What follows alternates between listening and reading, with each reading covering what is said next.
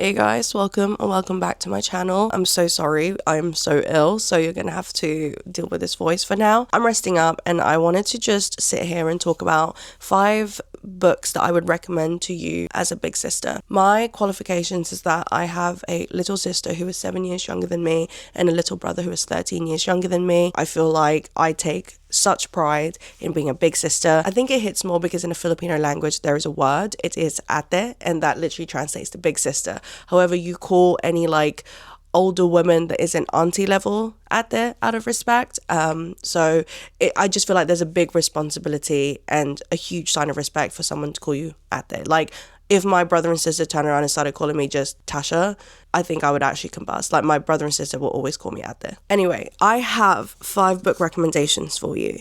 I have 2 non-fiction books and 3 fiction books, and I wanted to just talk about them with you because, well, what else am I going to do, right? So let us start with the non-fiction books first, okay? So the very first book I have here, if you haven't read this yet, I feel like you really should. Everything I Know About Love by Dolly Alderton. Now, this is a love letter to girlhood. It feels like woman me writing to girl me. I think if you're in your later 20s and upwards, this is going to hit more. And bonus points if you grew up in the UK because it's written by someone who grew up in the UK, so a lot of the anecdotes and everything will be relatable in that sense. This honestly just felt like I was looking back on kind of film reels of my friends and I from when we were younger, and I'm lucky enough to have the same group of girls from when I was at school to now,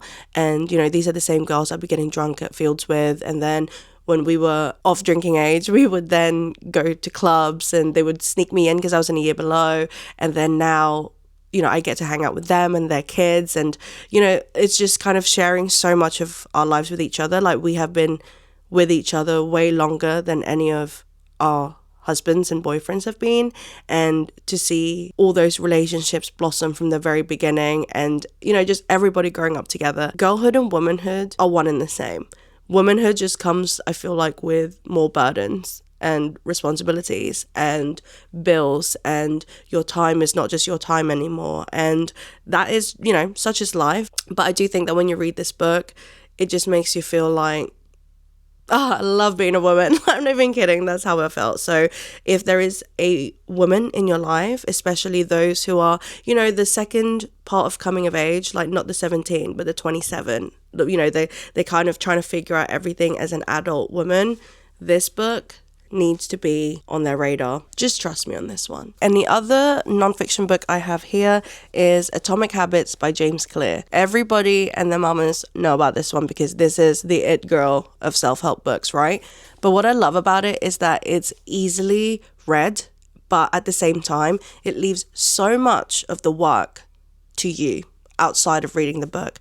I think a lot of times there are self-help books that will only really tell you about it and tell you what to do, but then it doesn't actually make you think about how to incorporate that in everyday life. Now, this genuinely is like, well, this is what you should do. Now go do it.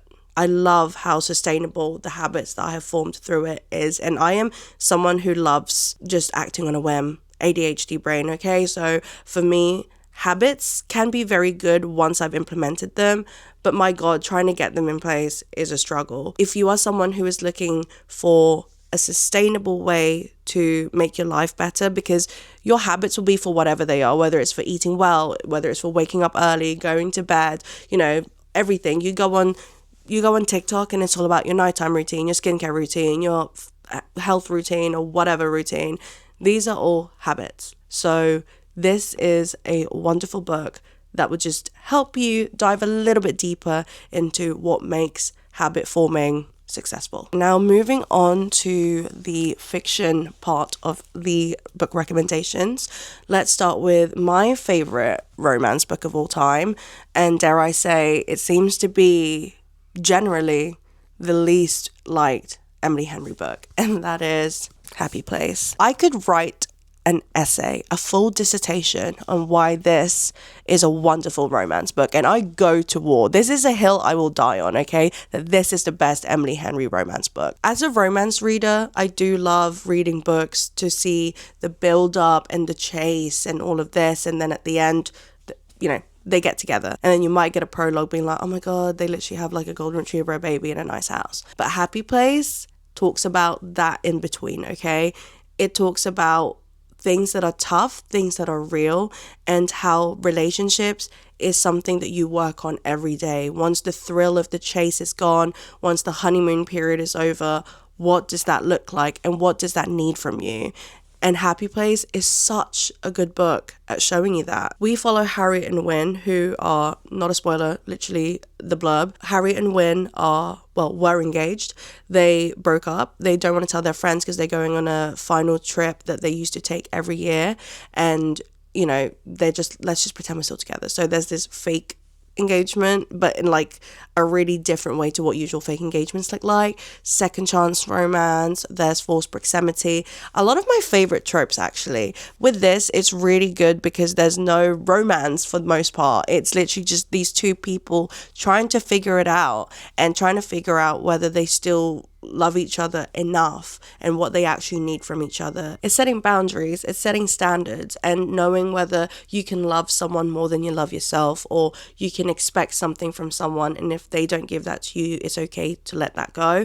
And it just really, I don't know, I have been with my husband since I was 22 years old, and we've been together for nearly 11 years, and it is hard to maintain something that long, it's something that you keep alive together. And I just loved seeing a romance that focused on that, because it's very rare that you do get that in between of the, hey, they get together and prologue, they have a child. What happened here, guys? On top of that though, this also talks about the difficulty of friendships as you get older, because you don't have enough time to see each other like you used to. Priorities start changing, and you want to grasp onto these relationships, these friendships so much, but like everything is so difficult, and dare I say, sometimes it's more difficult than a romantic relationship because you don't have that responsibility to each other. But how can you want to, I don't know, how can you not want to pour into your relationships that you've had like since you were kids or since you were at school or whatever it is? If you're looking for something a bit more realistic in terms of romance, this is the one for you. If you're in that period of your life, then this is the romance for you. And like I said, I will die on this hill. And then in true sister fashion, the next book I don't have because my little sister has it, but it is Blue Sisters by Coco Milor. Now, this is a really sad book, okay? This is a sad book, so perhaps have a look at the, at the blurb, any trigger warnings, just because I don't want you guys to read this if you're not in a good state. That was very big sister coded of me. I took notes on these because the next two books are fairly similar, but I wanted to talk about them in a different light. So with Blue Sisters, what I really enjoyed about it was that the order of birth really seemed to pull through in the story, and I am a big, I don't know, I have this hyperfixation on sisters and then also the order of birth of children, just because I feel like, imagine being born into a specific order and it almost feels like we're like categorized to be a certain way, to act a certain way. And it's wild to me. But what I really enjoyed about this was that you see these sisters have the same parents, have the same upbringing, and yet have wildly different outcomes. This book was quite difficult to read. It made me feel seen, but maybe a little bit too seen, that I was like, is this play about us? Like, it was difficult to read at times, but I liked that it showed you the different perspectives of the same occasion happening and all these different perspectives from all these sisters. Like I said, the same parents, the same upbringing, same situation happen, and how each of them react to it or feel about it. Maybe because I'm an eldest daughter, but if you're an eldest daughter reading that, how are you? And then last but not least, we have Little Women by Louisa May Alcott, because this cannot be a sister rec without Little Women. Now, if you've been living under a rock and you don't know what it is, then Little Women, in a similar vein, it talks about sisterhood, but it dives so much more about finding yourself and the variety of dreams and aspirations women have, especially in a world where men seem to run things, and live life with so much more privilege. So we follow the 4 March sisters. We have the eldest, Meg. She's quiet, she's responsible, she's reliable. Her dream is to have someone who she can rely on, someone she could just have a life with. And to her sisters, it may come across quite silly because they're like, oh my God, dream bigger. Meg is kind of like, just because my dream looks different to your dream doesn't mean like hers is any less, or something along those lines.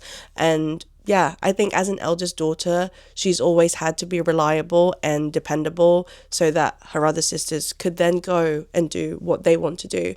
And now she just wants to be taken care of, and she just wants to have a quiet but sturdy life where she can be the one that's looked after. And I think that in itself is such an important point to note, especially because she's an eldest daughter. Because again, I'm going to keep going on about it, but as an eldest daughter, that is so important. That is so important. And then we have our second daughter, Jo. Jo has a chip on her shoulder. Jo wants to prove something to the world, and she wants to do all of that, and she's angry and frustrated because why can men do this and women can't? And you know, in a world where what is a woman without her man, she just wants to show how much she can do, and she wants to achieve everything, but she's still very angry. She's a very angry middle child. But yeah, she's very ambitious, and I could relate to her from a professional perspective, but at the same time I was like, oh, I wonder what it's like to feel like you really have to prove something. And I think middle children would probably relate to that a little bit more. There is then the third daughter, Beth. Lovely Beth, the glue that holds everybody together. And that's all I'm going to say about it. And then we have the youngest. We have Amy, who lives life, who loves life. She's whimsical, she's feminine. And yet people think that that is a weakness, when actually Amy is a very strong and intelligent woman. But she is also a very quiet frustration of, she knows she has to marry well, because again, it's written about women who cannot achieve anything without men. And yeah, I think with Amy, what I love about her is that she has this innocence, this purity, this naivety, and she just enjoys and loves life. And I feel like she's not taken seriously because she is so feminine and so girly and so, so whimsical, when this is not a weakness. This is just something else that she is. So yeah, those are my 5 big sister book recommendations for you. I hope you guys enjoyed this video. If you did, please give it a thumbs up, and if you haven't yet, please subscribe to my channel. That always feels so icky to say. Apart from that, if you have any recommendations or if you've read any of these, please let me know, and I'll see you guys in my next video. Bye.